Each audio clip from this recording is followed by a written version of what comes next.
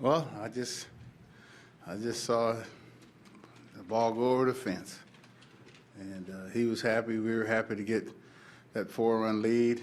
I didn't know that was his first slam.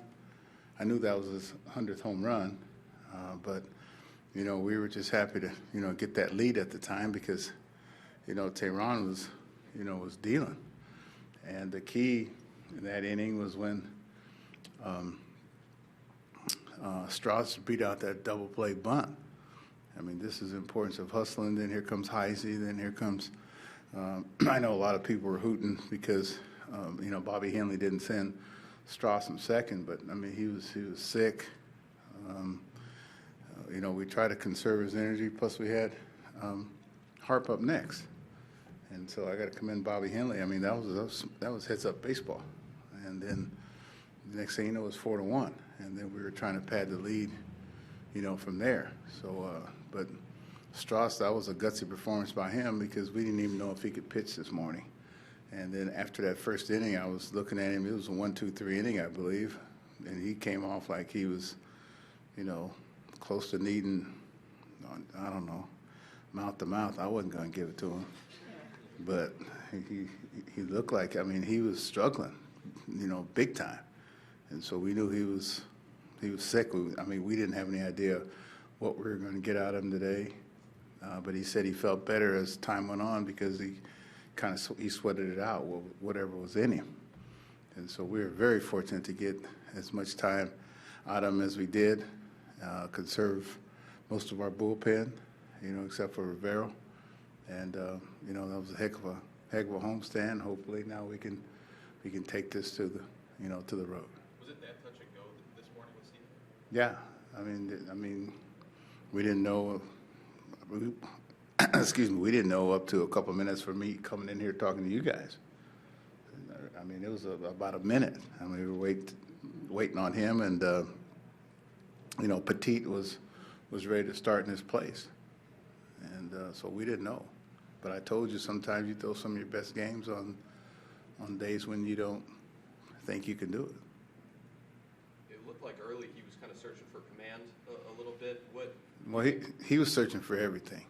I mean, go ahead. I'm sorry. No, I was just going to say, what do you think allowed him to kind of lock it in? Was it just a matter of getting into the flow of the game? Like I said, he was on guts. I mean, big time. He was. I mean, that was a gutsy performance. Because it didn't look like he had it. Those balls were all over everywhere. And then all of a sudden we got that key double play I think we got in the first out. I mean, that kind of locked him in, I think. So that was big. No, it's only the second week of April, but considering Strasburg coming in sick, the Harper's home run, would you typify this as a big win?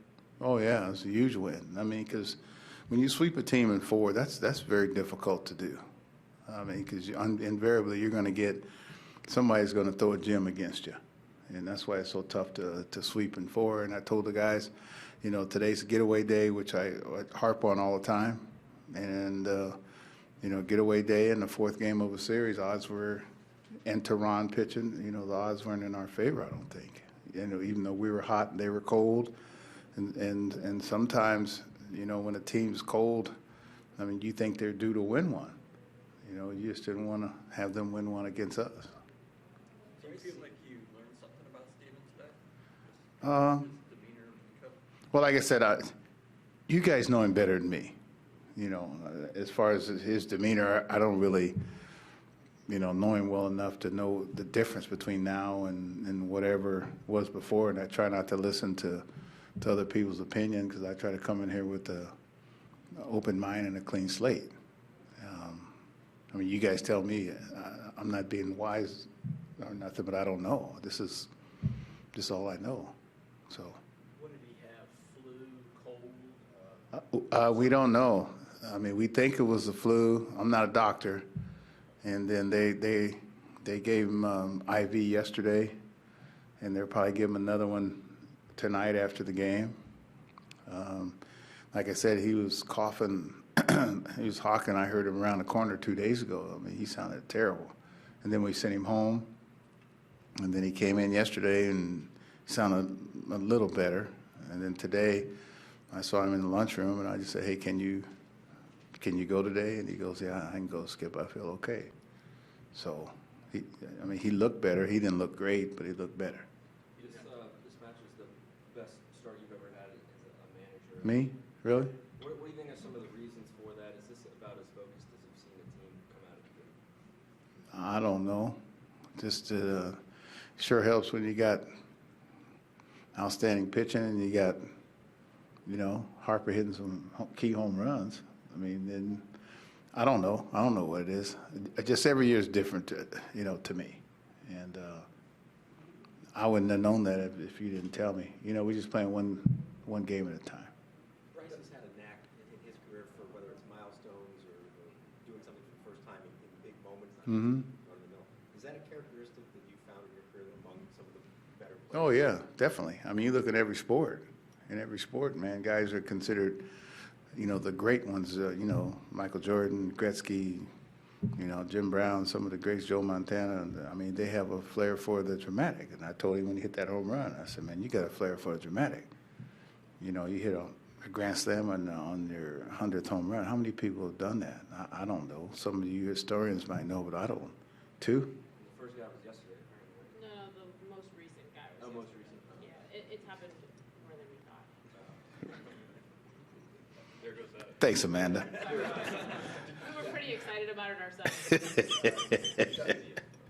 Yes.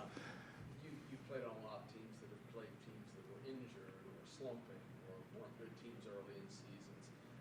When you were on good teams, how do you keep focused to max out what you can do against those kind of opponents? Well, I mean, you mean playing against teams that aren't playing well or just? Yeah, you see a streak of games like you start off with 21 in a row against Yeah. teams that are either rebuilding or hurt. Well, that's fine. I mean, you have to play them because they can. This is the big leagues.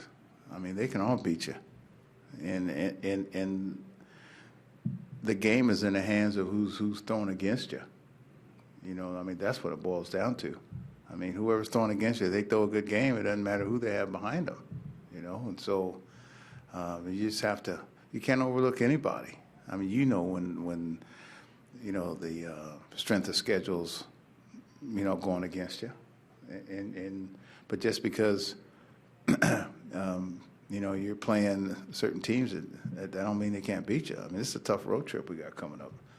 I mean, the Phillies are back to 5-5 now, 5-5. They're at home. Then we go to Miami. I mean, when you play at home, you think that you're supposed to win at home. That's what people think.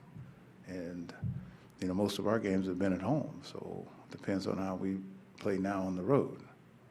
See Bryce round first. I think he sort of missed it. When you caught up. No, I missed that one. I was, Excited? I looked down for something, and he hadn't got the second base yet, and I thought, man, this is the slowest trot I've ever seen. And then I heard him talking to Davey that he thought he had missed first base, so had to go back. Ramos hit a double and a homer. He's hitting about 400. Yeah. The LASIK surgery thing. Yeah, and then he's also getting his concentration level is high. His balance is good, and he wants it. I mean, this is. I mean, I'll welcome it. I thought he was going to have a big year for us before the season started. I mean, he had outstanding spring. He came in great shape. And he's been working hard on blocking and throwing and what's necessary as a catcher.